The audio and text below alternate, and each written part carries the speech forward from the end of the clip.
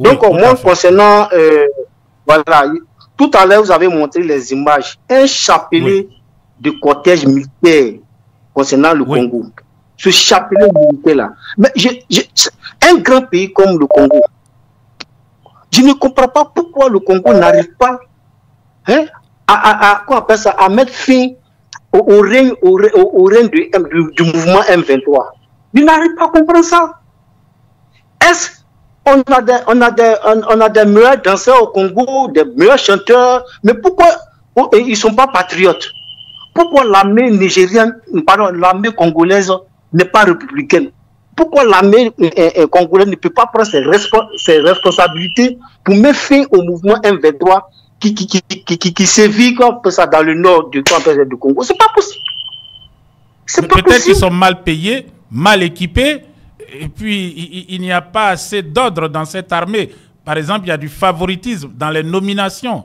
On pourrait peut-être faire le parallèle avec le cas de la Côte d'Ivoire, où on a une armée mexicaine, beaucoup de colonels, de commandants, etc., et très peu de soldats qualifiés. Déjà, beaucoup ces temps-ci sont interpellés pour des hold-up, des braquages et puis des trafics de drogue ou d'autres raquettes aussi.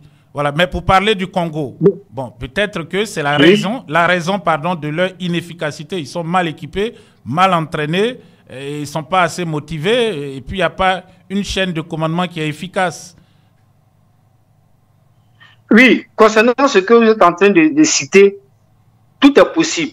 Mais si tel est le cas, je pense que qu'on appelle ça, un colonel de l'armée congolaise peut prendre des décisions, ou bien l'armée même peut susciter même des mouvements pour montrer au gouvernement que voici ce qui ne va pas dans l'armée. On pourra avoir des troupes même, ne serait que même aller même menacer même le président même en place, le président élu. Mais si depuis fort longtemps, on n'a pas vu des mouvements de l'armée congolaise, jusqu'au jour d'aujourd'hui, contre bien manifester leur mécontentement, parce qu'ils sont maltraités, ils sont mal payés. Normalement, ils devaient se manifester. Mais jusqu'à présent, on n'a pas vu encore l'armée congolaise manifester son mécontentement. Mais il y a la rébellion du Congo, le mouvement de M23. Il y a longtemps qu'ils sont là, il y a longtemps qu'ils sont installés sur le territoire congolais.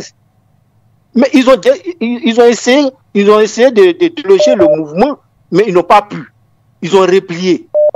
Le même président, il a été encore réélu. Mais quand même, il a son chef d'état-major qui est là. Mais si ça ne va pas, le chef d'état-major peut prendre des décisions. Mais moi, je ne pense pas que c'est parce qu'ils ne sont pas mal payés bien, ils ont les matériels. Mais peut-être qu'ils ne s'entendent pas. L'armée même n'est pas patriote. Si l'armée était patriote, je pense qu'il pourrait faire quelque chose contre le mouvement M23.